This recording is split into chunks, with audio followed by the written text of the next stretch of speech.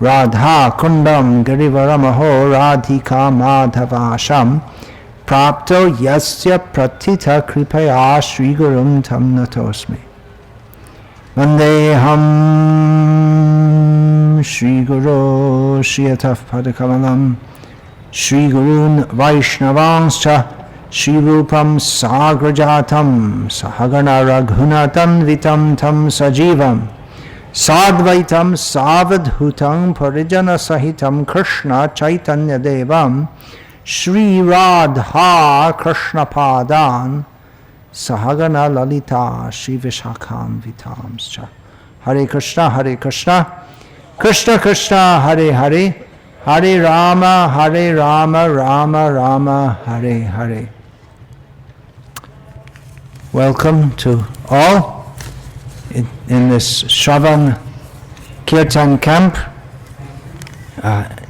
As I mentioned this morning, and as well known, Sravana Kirtan means hearing and chanting specifically about Vishnu.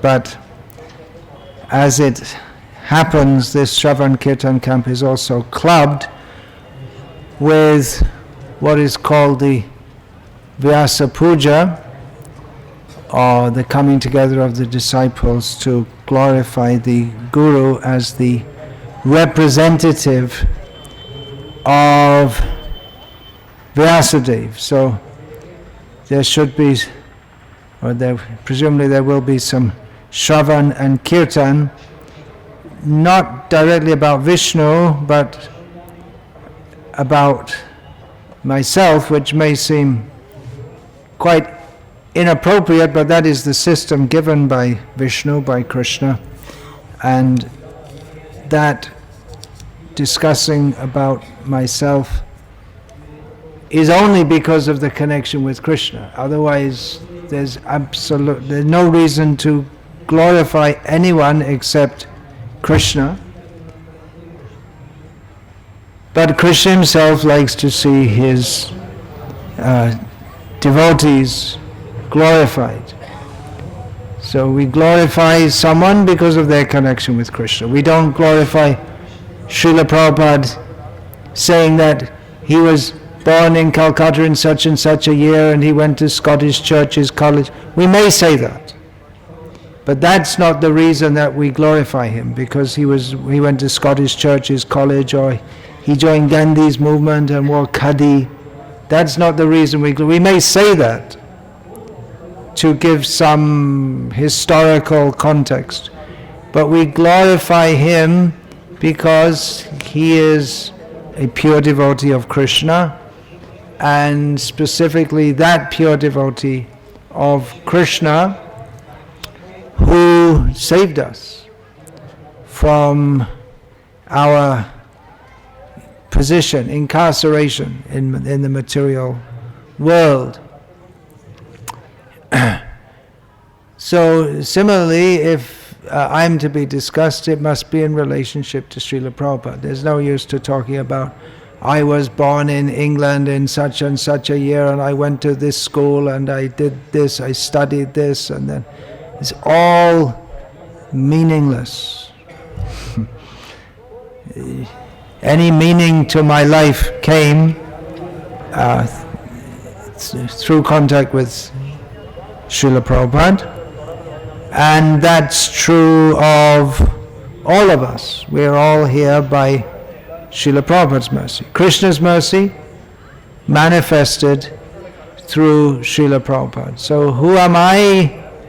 I am most fortunate to be, I can't imagine my good fortune to be counted as at least someone who is trying to be a servant of Srila Prabhupada, although actually to be his servant, even though he's very merciful, no doubt, but to be a worthy servant,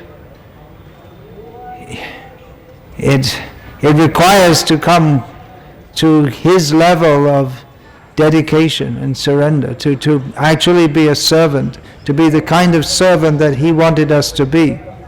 Not that he wanted anything for his own sense gratification, but he wanted to see us fully engaged in service of Krishna, mind, body, words, night and day, constantly, for eternity. Why did he desire that? That was his compassion.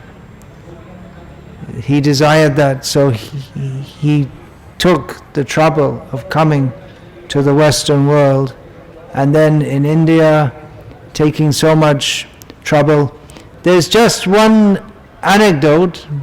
There's so many anecdotes which give insights into the limitless compassion and transcendental consciousness of Srila Prabhupada. Here's just one of them that I heard recently. Srila Prabhupada was in Fiji, an island in, where is it? It's somewhere in between here and Australia. He'd been invited there, and many programs had been arranged for him. But his secretary, Pushta Krishna Swami, he's already quite sick. You just cancel them all. And Prabhupada will just stay in one place and he'll speak there. And when this came to Srila Prabhupada's attention, he said that why have you cancelled all the programs? Vasudeva is enthusiastic to organize them, so I should reciprocate. And Pushta Krishna Swami said, well, you're very sick now, Prabhupada, and we don't want to inconvenience you any more than required. And Srila Prabhupada said, it's already an inconvenience to come here.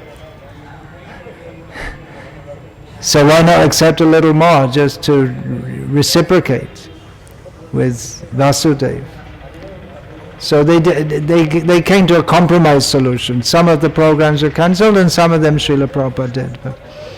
But I heard this recently. I remember many years ago I'd heard a lecture or a conversation of Prabhupada in Fiji, in which he spoke, why are we coming, why are we traveling all over the world, why are we coming to Fiji? And that is the same thing, Lokanam Hitakari. He's Lokanam Hitakari. He's doing it for the benefit. Of course, I'm paraphrasing what Srila Prabhupada said. He's doing it for the benefit of others.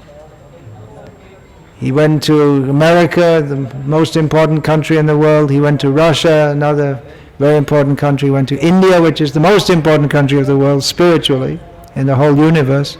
He went to all kinds of places. And why Fiji, where there's no prestige there? But there are people interested in Krishna consciousness. So he wanted to spread Krishna consciousness everywhere, to everyone. So we're all very fortunate to be under the shelter of Srila Prabhupada. Most of you here are in the shelter of Srila Prabhupada via myself. My only duty to you, as I've said many times, and I will continue to say, anything which is requires to be understood, then we may repeat it to help us to understand and it becomes solidly embedded in our consciousness. Another thing is that by saying it again and again, we take pleasure in considering it again and again. Yes, it's my duty to instruct you as Srila Prabhupada instructed us. So what Srila Prabhupada instructed us is it's clear, straightforward. So he may say then, well, why, what do you need anyone in between for? You can just go directly to Srila Prabhupada, you can read his books. But as Srila Prabhupada himself often said, a guru is not supposed to be in between in the sense of blocking, but as what he called a transparent via media. In between, but not in the sense of blocking, but in the sense of facilitating, helping the flow to come through. Another important point is that Krishna made the system that one has to please the Guru, then Krishna is pleased. Yasya prasadat bhagavat prasado yasya prasada nagati kato. As we sing daily, by the satisfaction, by the pleasure of the Guru, we receive the mercy of Krishna. Prasada, yasya prasada, prasada, by his mercy. Prasada also means pleasure or satisfaction. So if he is pleased, then Krishna is pleased. And if he's not pleased, then Krishna is not pleased. So that is the system set up. What should be my pleasure? Then you may ask, what pleases me? And on one level you might start to think, well, chapatis and pakoras. Yeah, okay.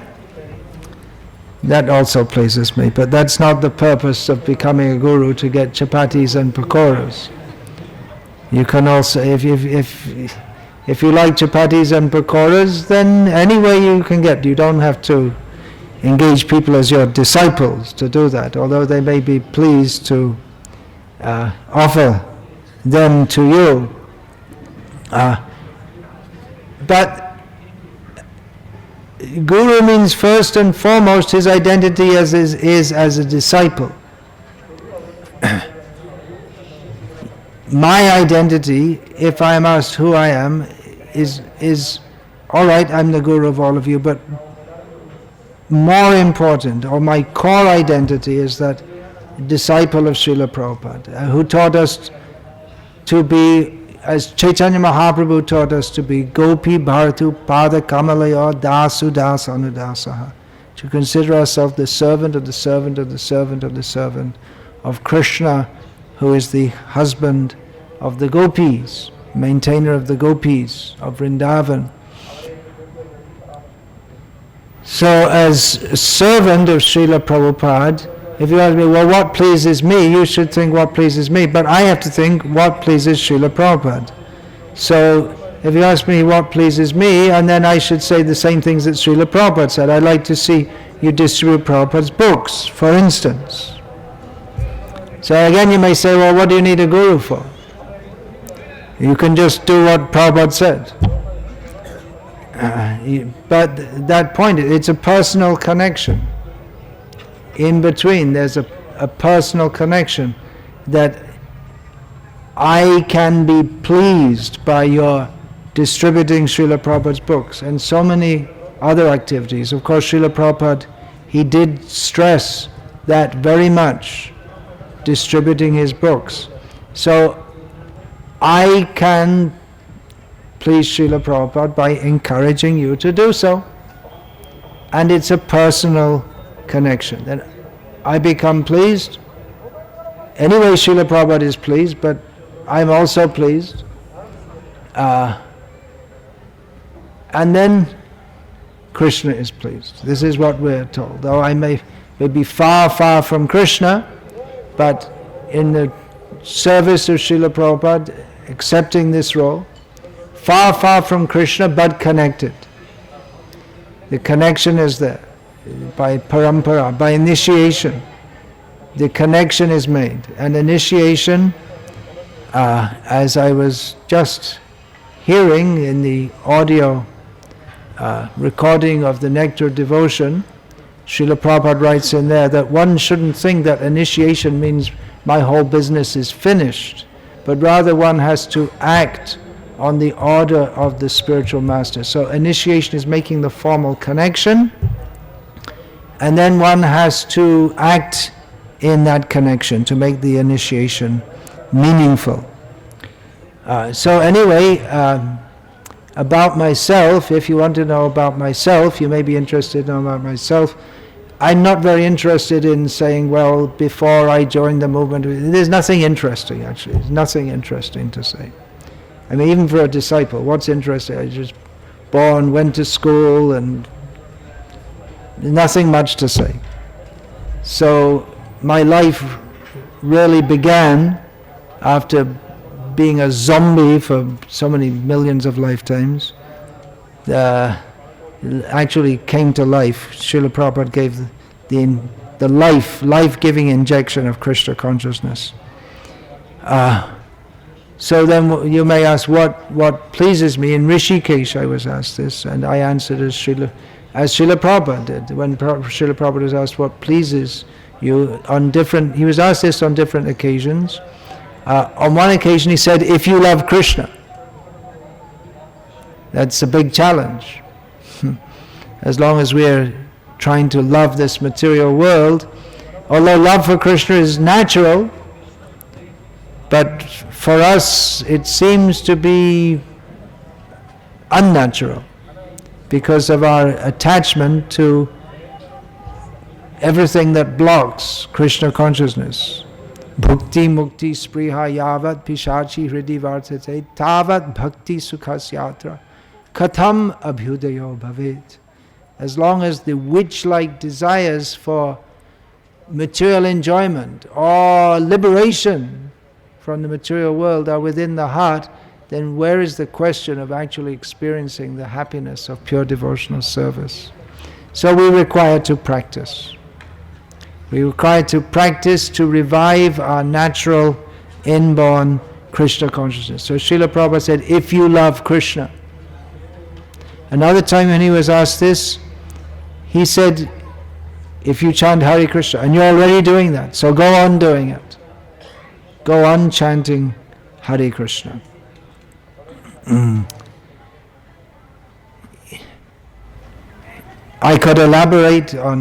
will elaborate on what pleases me, what do I want of my disciples, what will make me happy. Very simply I can say if they're dedicated to Srila Prabhupada's mission, because as a disciple of Srila Prabhupada, I see that what he wanted of his disciples in practical terms, not that being to love Krishna or to chant Hare Krishna is impractical, but he gave many directions as to his mission, serving his mission. His mission is Lord Chaitanya's mission, which is to spread Krishna consciousness to every town and village in the world. So spreading Krishna consciousness, and not just spreading but bringing devotees up.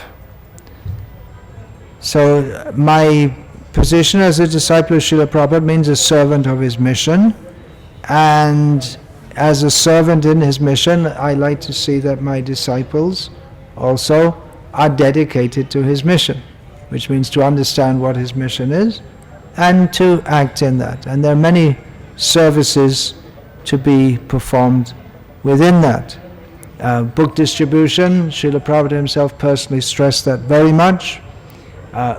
He also stressed very much to read the books. He didn't want that his disciples only distributed them. He wanted them to personally understand very well, and not just to read and memorize, as someone may do for an exam.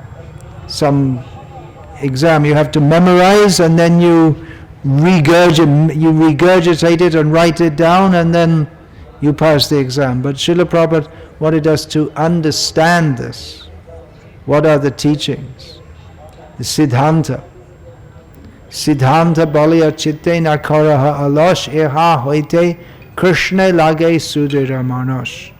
One should not be lazy in understanding the conclusion of Shastra, for by applying one's mind in this way to try to understand, then one's mind becomes firmly attached to Krishna. So that is a major reason for having gurus, being gurus. Why don't we just read Prabhupada's books and all become Ritvigvadis? But the gurus, they are supposed to understand very well what are the teachings of Shastra as received in disciplic succession, specifically through Srila Prabhupada, and to enlighten their disciples, to help their disciples properly understand all these points, and how to apply that in our personal life. Krishna consciousness, the teachings are quite simple. It's not a very complex philosophy like that of, for instance, the Mayavadis. It's complex because it's convoluted or speculative, and it's much easier to understand and to explain to others 1 + 1 = 2 than to try to understand that 1 + 1 = 3. So Krishna consciousness, the understanding is comparable to 1 + 1 = 2.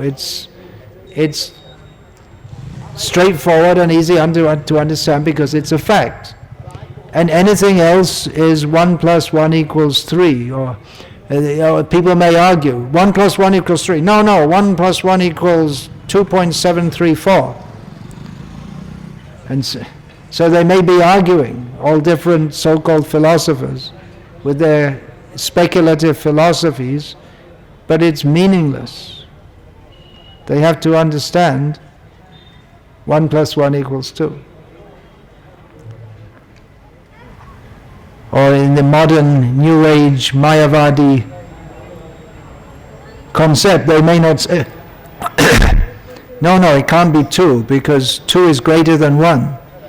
And you can't have anything more than anything else. You can't have anything bigger or better than anything else. So 1 + 1 = 1, 2,000 multiplied by 50,000 = 1, because you can't have any number bigger than anything else, because everything should all be the same. This is their idea.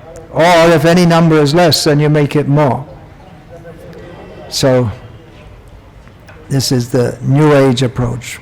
But the fact is that Krishna is the Supreme Personality of Godhead, and we're all His servants. We're suffering in this material world because of forgetfulness of Him. So we have to remember Him. How do we remember Him? Sravana, Kirtana, the primary processes. So the Guru is meant to help in that. So I'm very pleased if you all take that very seriously, hearing and chanting about Krishna, dedicating yourself to Srila Prabhupada's mission, reading the books. Srila Prabhupada very much wanted that his disciples read these books and sincerely endeavor in devotional service to overcome material desires. It's not an easy thing. It's much easier to talk about it, but we have to at least talk about it. If we don't talk about it, then we won't have any idea that we should actually do it. There are many speakers on Bhagavatam, and they talk sweetly about the sweet pastimes of Krishna, which is very nice, to speak sweetly about the sweet pastimes of Krishna. But unless we understand also the need to Bishoy Charya Kobe Shuddha Hobe Man, Tobe Hama Herabo Sri Vrindavan, unless we understand the need to overcome that first of all, that there are material desires in our hearts. We may not even if we're listening to Krishna's pastimes, we may think, oh, how wonderful, how nice, I'm enjoying it, I'm a devotee. And not even recognize the material attachments within our hearts. So that should be pointed out, just like in shooting range, or when you look through the what do you call that? The lens of the gun. You focus, and then first of all you have to see it and understand it's there, where it is, what it is. Then you shoot and then destroy it. But if we don't even recognize it's there, then for all our hearing about Krishna, unless there's an endeavor to overcome the material desires in our heart, then we won't make proper advancement. Fortunately, the process of Bhakti Yoga, Sadhana Bhakti, helps us to, without extraneous endeavor, helps us to to rise above those material desires. And engagement in the mission of Srila Prabhupada, that is a meditation, how our life can be dedicated for not only practicing Krishna consciousness ourselves, but helping others to come up. So if we have this dedication for the mission, then that in itself is perfection. Even though we may have material desires, but it's compared to a green mango is also a mango. It just has, if it remains in the process, then it becomes ripe in due course of time. So we're on the way. Of course, it is possible to be engaged in the mission, but with ulterior motives. This is very dangerous. This requires to be pointed out. There's another reason why even reading the book, we can read Labh Puja Pratishta Jata Upashakagon. We can read Chaitanya Mahaprabhu's warning, Nishidacha Kutinati Jibe Hingjan Labh Puja Pratishta Jata Upashakagon. Chaitanya Mahaprabhu warns the practicing devotees that they may have within the heart desires for, well, first of all, they may not be proper, they may be practicing, chanting Hare Krishna, but also performing activities which are detrimental to devotional service, which are forbidden in scripture. Or they may, so that's called nishedacha. Then kutinati means duplicity. One shows oneself outside to be a great devotee, but inside has some other motive. Jibe hingshan, to be envious of other living beings.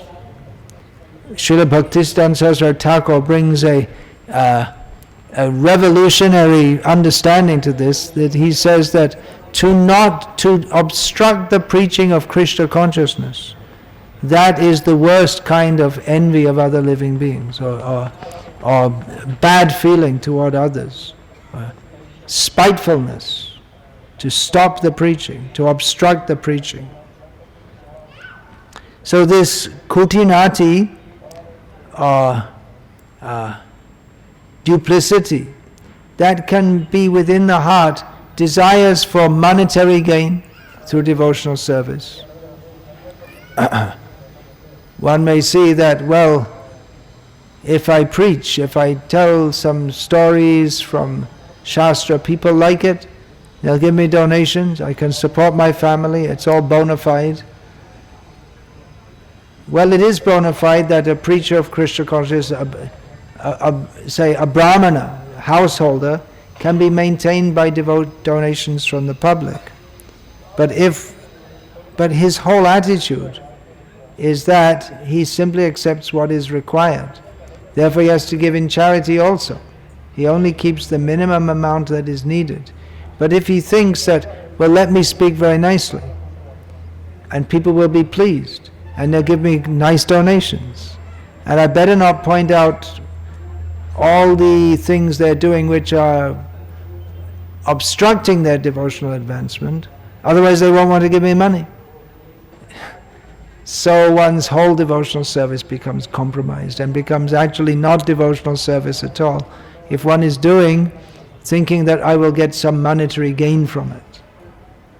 It's very different from the attitude of a pure devotee who ananyas chintayanto mang ye janaf pariyupasati teishang nityabhiyuktanam yoga kshemam vahamyaham, who with full faith in Krishna, well, I'll just serve Krishna and Krishna will maintain.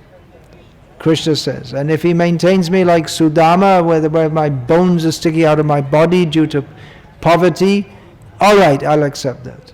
That's Krishna's mercy on me. He doesn't demand that Krishna, I'm serving you, and so you have so many devotees like Maharaj Ambarish and Maharaj Prithu, they were ruling over the world, so why don't you do that to me? He has no demands. But if one is expecting that I will get some monetary gain, then it's not actually devotional service at all. Or then one will get some position and be recognized, or puja will be respected or worshipped. If one has any such desires, then he cannot actually perform devotional service, even if he seems to be performing devotional service very well. So again, the gurus are required to point these things out, because they are pitfalls that it's very easy to fall into for a practicing devotee. It's Maya is just ready to capture us. So it's very easy to go on practicing devotional service with some mixed intentions. But one cannot help others very substantially even if one is successful in preaching, in the sense of bringing many people to devotional service by spiritual genetics, if there's such. Well, anyway, you get the idea. Then those who come in association of a devotee has mixed motives, they'll also have mixed motives. And so the actual mission of pure devotional service will not be served. So Srila Prabhupada, when he said, what pleases you?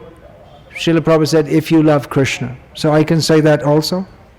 And I can elaborate upon that it's not something cheap, it's not a show, it's manifest, love of Krishna is manifest as a dedication to serving Krishna without any personal motive. So I often recommend, actually I always recommend, sometimes I verbally say it, but it's a standing instruction that you read these books, understand the topics also, and if you read in those books, then you'll get this understanding, what pure devotional service is, that we're meant only for surrendering to Krishna. I'm again and again amazed at Srila Prabhupada's message, how it's so far, far above anything that anyone has ever given, at least in the Western world. There's no such conception. So far above that of the ordinary people who are living their mundane existence. So it's a great gift. We should take advantage of it. Also by reading Srila Prabhupada's books and hearing his conversations and lectures, we can understand the practical manifestation of that. Srila Prabhupada wanted to establish Varnashram with farm communities, simple living and high thinking, Gurukul. So I am very pleased with the devotees who are doing that. In many ways it's different to what we've understood the main thrust of the movement to be all these years. The main thrust of this movement we see as preaching, distributing books, building temples, bringing people in, bringing them up to the stage of initiation, and hopefully further also. Preaching movement. The Varnashram mission doesn't seem to be so much preaching. It is preaching in a very important way, that it demonstrates everything, it's meant to demonstrate everything which is given in the books, and which gives everyone the opportunity to live a life of Krishna consciousness, which the hellish cities, of course one can also practice Krishna consciousness within the hellish cities, but for most people the constraints of working and then the association with non-devotees, including in many cases their family members, it's a great impediment to the natural progress of advancement in Krishna consciousness. So these communities are supposed to demonstrate how people can live simply and happily with Krishna in the center of their life, and set an example to others that people can see that they can live fully Krishna conscious by living like this. So it's also preaching, but in a very different kind of way. It's setting up communities whereby people swakarmana tamabhyacha siddhing vindati manavaha, communities by which people can serve Krishna by their work very directly, not so indirectly as if you're working in some factory, for instance. Of course, if one's mentality is fully, I'm working in this factory, but all the proceeds I'm using for Krishna's service, maintain a family and Krishna consciousness, it's also possible. But if one is living in a community where all the devotees are cooperating, whatever they produce, it's the factual manifestation of yad karoshi, yad ashnasi, yad juhoshi, tadasi, yad tapasyasi, kaunteya, tat kurushva, madarpanam. Everything we do, everything we eat, everything, austerities we perform, everything is done simply as an offering to Krishna. So it's in many ways very different. Srila Prabhupada also said that the next phase of the movement of Varnashram communities would be very different in many ways. There not so much emphasis on going out and doing book distribution, not so much emphasis on going anywhere. Just stay where you are. Sthane sthita. You get in a proper position and you just stay. You don't need to run here and there. Of course, it's not that devotees on farm communities can't go out and distribute books, but their main focus is on developing the community itself. So I am of course very pleased with all the devotees who are serving Srila Prabhupada's mission in various ways, distributing books in the cities, helping others come to Krishna consciousness in the cities, those who have taken great risk to establish the farm community is great risk, especially for the grihastas, risk in as much as they don't know if it's going to work. Mostly everyone all around them tell, no, it's not going to work. When they first went, they didn't know how we're going to do farming, they had no experience. Gradually they're learning. Dadami buddhi yogam tam, Krishna gives intelligence. So they're taking a lot of trouble, a lot of risk, with faith in the words of Srila Prabhupada, and I'm pleased. And we want to develop this more and more and more. That is a great service to Srila Prabhupada and all the previous acharyas, their mission, which we should increase more and more and more and more. Part of my being a disciple of Srila Prabhupada, of course, is Ebe Josh Kushak Tribhuvan. We're meant to glorify Srila Prabhupada. That can be done by serving his mission, developing his mission, ourselves being very good representatives of Srila Prabhupada, by distributing his books, and also grace of modern technology. There are now available so many, all the collected, all the known audio and video recordings of Srila Prabhupada. All the known ones means it's not very likely there'll be more in future. So that is a great treasure that we can, a great resource which we can all utilize for becoming Krishna conscious. Madhav Prabhu, one of your godbrothers, one of my disciples, has very enthusiastically taken up this service of making that available in English. Most of it's in English. There are a few lectures in Hindi and Bengali. He's also getting the lectures translated into Hindi, and in South India, Krishnadas Prabhu is doing that in Tamil, and that requires to be done in all the languages so that all devotees can avail of this. So those various recordings are available. Madhav Prabhu has a stall outside here. Varnashram, we want real brahmacharis. In the modern age, to have a brahmachari, it might seem almost impossible because the whole atmosphere is saturated with sexual vibrations. Even to have a real grihastha might seem almost impossible. To live peacefully, husband and wife together, that in itself, that might seem like the most almost impossible nowadays. It seems like that. It's become such a bad situation here in India also.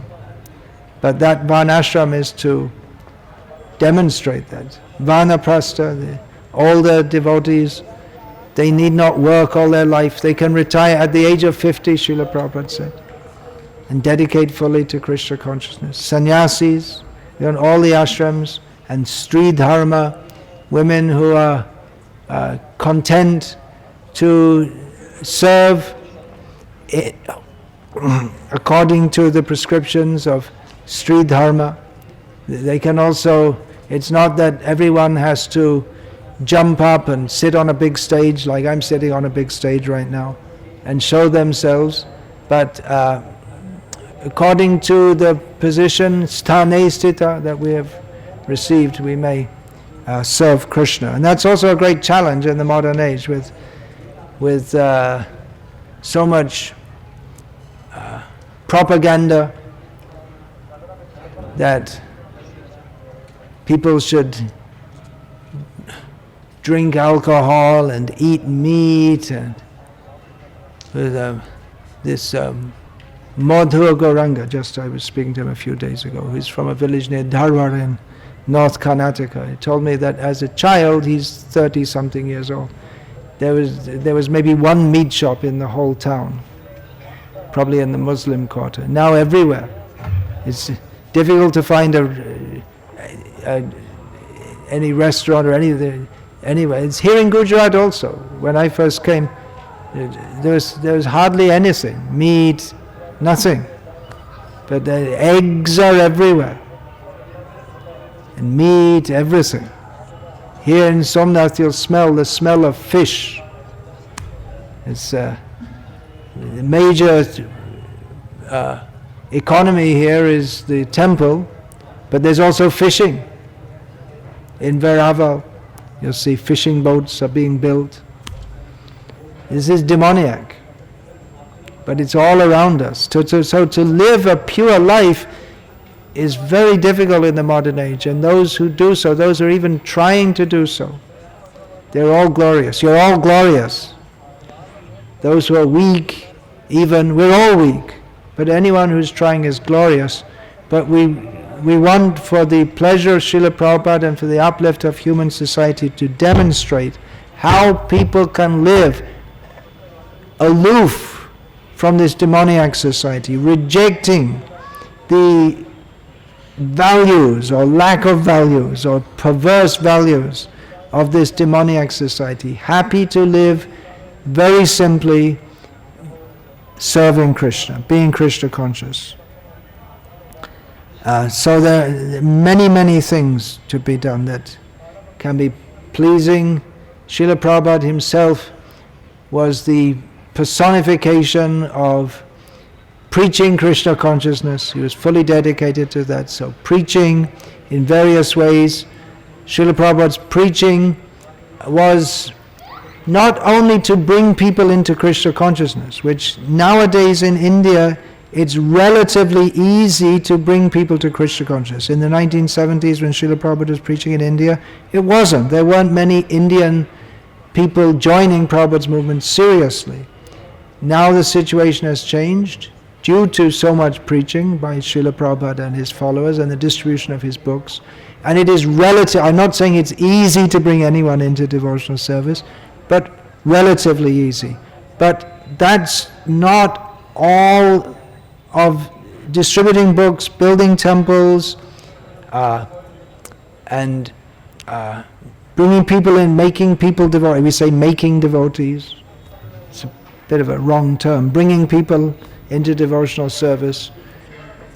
That's not all that preaching entails. There's also smashing all the wrong ideas. Srila Prabhupada was very concerned to oppose Mayavad, Shunyavad, demoniac scientism, all these wrong ideas. So preaching doesn't mean just to find the pious people and bring them into Krishna consciousness. It also means to challenge the demoniac theories of the impious people. So that's a major part of our preaching, especially scientific and Mayavadis. Srila Prabhupada very much wanted to defeat all that. So if you take that up, that's also pleasing to me. Also, when Srila Prabhupada is personally present, the world was divided. All the Kali Yuga means people are divided against each other. So the major political division was capitalist versus communist. Now it's reshaping as the Western world in general versus Islamism, as they call it. And Islamism, as they call it, is seen as the great threat to the Western civilization. Actually, it should be that Krishna consciousness is the great threat.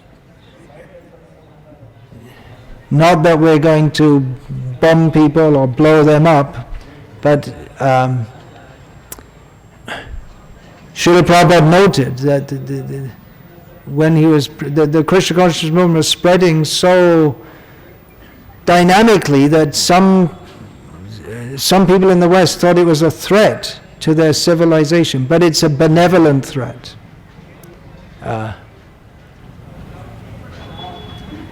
So just communism, Srila Prabhupada, he said that if we distribute my books in Russia, in the USSR, then the communism will be undermined. And actually that was done. It was practically impossible to distribute those books in the USSR. But it was done. And communism collapsed. So we should also be very concerned to preach not only to the pious people who will take up Krishna consciousness very easily, but also to Muslims, give them Prabhupada's books, preach to them. Don't only seek out the easy targets. If that can be done, that will be very, very pleasing to Srila Prabhupada. This Muslim Devotees of Krishna has been written by Damodar Nityananda Prabhu. You can read that. It's an indirect way of giving the idea that, well, people from Muslim backgrounds, they can also take to the pure life of Krishna consciousness. Although Islamism, as it's called, is often seen as a threat, but we shouldn't fall into the trap of thinking that everyone who's happened to be born in a Muslim family or who is some kind of monster, or there's so many very pious people, which Srila Prabhupada himself said. Srila Prabhupada once, after resting, he said, I had a dream that I saw the planet where all the pious Muslims go to. He said this to Hari Shari Prabhu, his servant. Hari Shari Prabhu, he recounted that he couldn't quite understand this, because first of all he wondered if there was such a thing as a pious Muslim, and then he wondered, is there a planet? And he asked Prabhupada, he said, oh yes, Prabhupada said. So it's not that that we should not think that. If we think that, then if we think they're all hopeless, and then how can we extend the mercy of Chaitanya Mahaprabhu to them? So that's Muslim preaching, village preaching, padayatras. I've said all this before. In fact, I say this every year, but let's say it again and again and again. These things are all very pleasing to me. The essence is, if you are sincere in devotional service, that will be very pleasing to me, pleasing to Krishna, pleasing to everyone, pleasing to the whole world, and also help me. I also get encouragement from seeing you. It's not that I'm just some stone or something. I also get encouraged by seeing your sincere activities in devotional service. It's not that everyone has to be a big acharya, whoever you are, whatever situation you're in. If you're sincerely serving, Krishna will be pleased. That story is there of the big monkeys bringing big rocks, throwing them in the ocean to build the bridge over the ocean to go to Lanka. And the squirrel was there also, whose activities seem to be insignificant. What is pushing the sand into the ocean? How is that going to help? It seems like a laughing stock. But Lord Rama accepted that also, because he didn't need the monkeys to throw the big rocks either. They thought, we're doing the real service, this squirrel is not doing it, it's ridiculous. But Lord Rama, he didn't need the monkeys to do the service, but he accepted their service. So not everyone's going to be a big acharya, but anyone who serves sincerely, that will be appreciated by Krishna. So if you can't be a monkey serving in a big way, then at least be a squirrel, but do something. Don't be inactive. Do something to try to serve Srila Prabhupada's mission. On a personal note, I'm very happy also to see that some devotees are coming from the West and learning Indian languages and preaching. It's very effective in preaching. Srila Prabhupada wanted this, so there are a few of you who are doing that. Actually, Radhesh Prabhu, we should have some slot, few minutes at least, for our Govinda Datta to show his, or to show or to demonstrate his. So maybe all the devotees know, but maybe some don't know, and it's pride for me. As a father becomes proud, the children are doing so well. So many people say, they used to say, my son is studying in America, but now everyone's son is studying in America, so it's not such a big thing, but it used to be said like that. So it's something I'm very pleased with. And Indians, well, you don't have that opportunity, unless you want to paint yourself white or something. But that's a special opportunity for those with a white body to preach. It has a very great effect, because Indians, up to the present time, have this ridiculous idea that everything and everyone from the West is superior. So that's another thing, to preach the actual glories of this holy land of India. The actual glories are not the nuclear missiles and the Tata company owns, and different company, Mittal and Tata, they've bought some businesses in the West. That's not the glory of India. The glory of India is our great culture, so that we want to emphasize also. So, Priya Govinda Prabhu, you ready? Okay, so now the Gurukul boys from Telangana, are going to recite Kunti Stotram.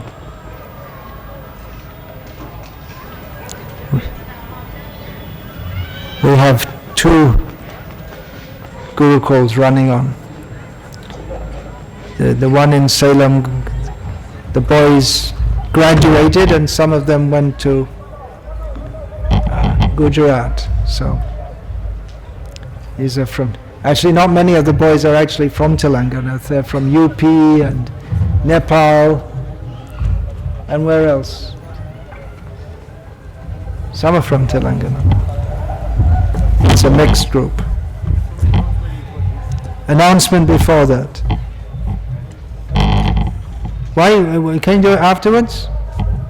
Does it have to be right now? Okay, well in the meantime